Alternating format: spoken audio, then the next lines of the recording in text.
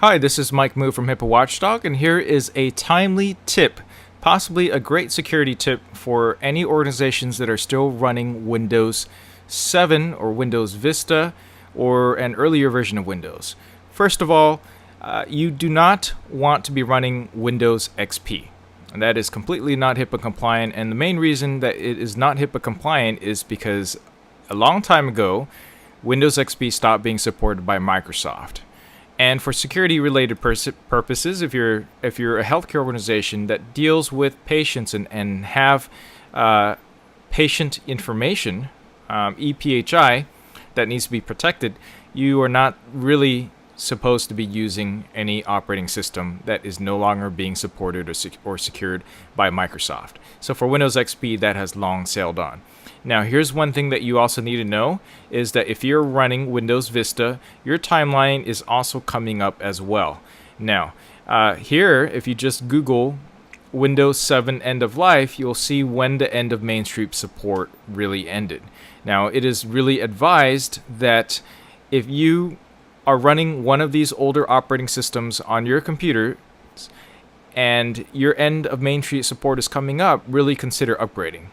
Now, if you upgrade from Windows 7 to Windows 10, you add a minimum of 5 more years of support, which means you have 5 more years of compliance with your computer system.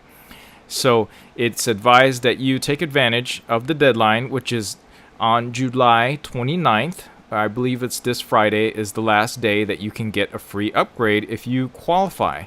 Now, you qualify if you're running Windows 7 and above. So what does that mean if you're running Windows Vista? Well, you can get a cheap version of Windows 7 and upgraded that and then upgrade to Windows 10. Or you can try to take advantage of whatever offers that they have right now to allow you to upgrade to Windows 10. Now, there's a difference between the end of mainstream support and end of extended support. End of extended support means that's the absolute deadline in which you should not be running any of these computer systems at all. That your EPHI is going to be residing on, processed, viewed, transmitted, deleted, encrypted, any of that stuff. Just keep it off. Don't even bother using it on your systems. All right, so for Windows Vista, you have until 2017. Windows 7, you have until 2020. Windows 8, you have until 2023.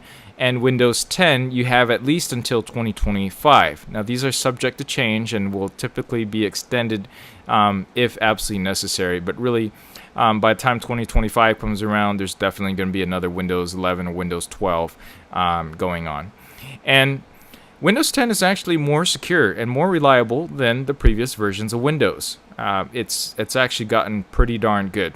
Now, there might be different reasons why you don't want to upgrade to Windows 10 on your older system, and that's something that you should discuss with your IT.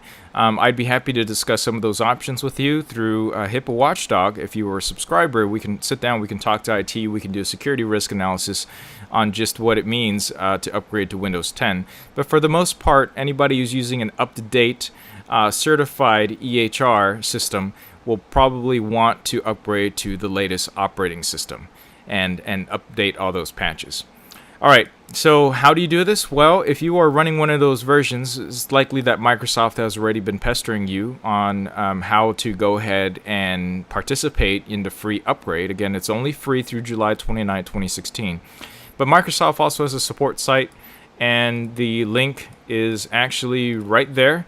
But if you actually just Google this yourself and see about free upgrade to Windows 10, you'll find a lot of resources. I'll also put a link of this down below in the show description, so you can go ahead and check it out.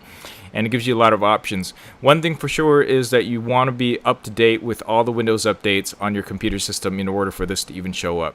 The other way is to get the Windows 10 app, and if you go into the App Store on Windows, you can find that especially if you're running Windows 8, I believe Windows 8 or Windows 7 in some cases, if you're up to date, you can go onto the Windows App Store and get the app that's called Get Windows 10 App. It's completely free. It'll actually check your system to make sure that it's ready if there's going to be any issues that might come about if you're trying to upgrade your system as is. If you have a lot of complicated programs on your computer system, that's definitely something you might want to get an expert on for the upgrade. And don't do this yourself if you have a complicated system. You have a lot of programs running, you don't have IT support coming in, you didn't have a checkup, or you've never done a security risk analysis where you had actually technical assistance to double check on these type of items. So again, I highly recommend you consider upgrading to Windows 10 if you're running Windows 7 and you qualify. Note though that if you are an enterprise customer and you have different licensing for that type of software, you will not qualify for the free upgrade to Windows 7. So I believe there's certain versions of enterprise editions, or if you're a nonprofit community clinic organization who qualified for nonprofit licenses, there are some different licensing scenarios there too. So keep that in mind.